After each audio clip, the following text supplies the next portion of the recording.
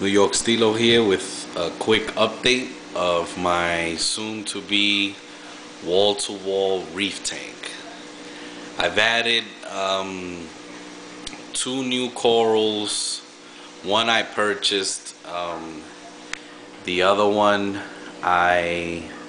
was given to me, and I'm trying to get him back to health. So here's a quick view of the tank from afar, and let's get a close-up.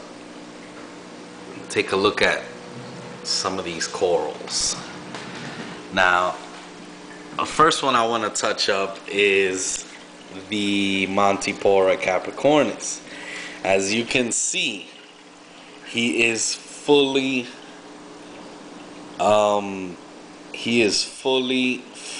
recuperating from all that bleaching that was below it.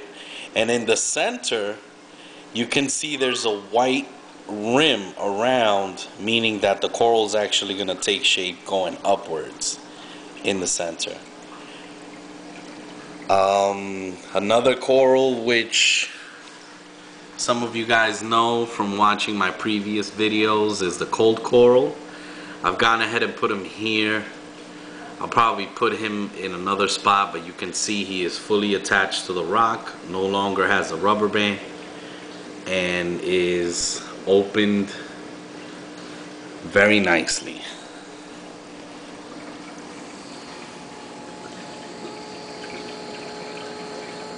See here the polyps.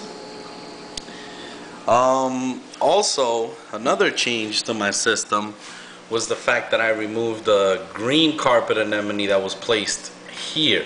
So now they have that cave area in there. There was no need to have 2 carpet anemones. Anemones are very difficult to keep. Some of them have this sort of self-destruct mechanism that no matter how much of good quality water you offer it and feeding, they just don't do very well in aquarium systems. They tend to roam around, hide under the rocks, and basically commit suicide slowly. So what I like to do is I usually purchase 2 of the same species, and one doesn't make it, the other one chances are it will. With the condi up here, I purchased 2 of them. One didn't make it, and this one is really doing well. This one has been in my system for like 2 years. So he's here to stay, and the clowns are hosting it. The carpet anemone, both were very healthy. The other one, I removed it and I gave it away. The other one was more beautiful than this one, had more coloring to it, but this one is virtually impossible to remove. I would have to take out some of the sand. So I gave it away to my friend, and I hope he's happy with it. It was huge when I took him out. He was about the size of a basketball. You can see here the Brett's purple rim Montipora capricornis doing very well. All of its little polyps are out. Because I feed my fishes really well, the Moorish idol does not pick on my corals, which is a good thing. Here's a new coral I purchased. This is a yellow scrolling coral.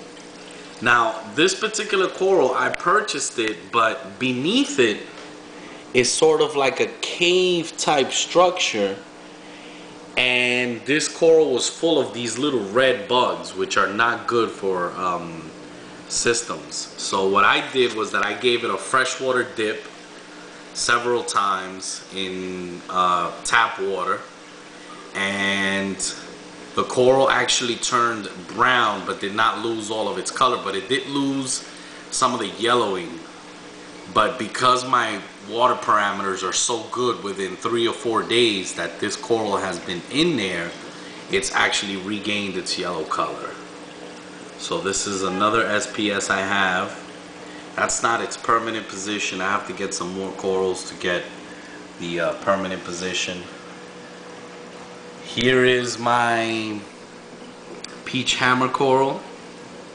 Here is the coral that was given to me. It's a bubble coral. It's not in the best of shape or health. I'm feeding it giving it pieces of krill to see what happens. If he doesn't make it, I mean, he came from a system that was doing very bad, but you know, I was like, you know what, if you're gonna throw it out, give it to me. And if he doesn't make it, I will purchase another bubble coral which will go in its place right in that same spot. Here's the candy cane coral. Here is the branching hammer. It's doing really, really well. Actually, this big piece here is turning into 2 heads. Can't really tell now, but you can tell at night when it retracts itself. This coral is just growing like there's no tomorrow. This frog span coral is really, really growing. When I first got it, it was 3 heads. There's a head on the top, one on the side here, and one on the bottom. This one on the bottom has turned into 3 heads.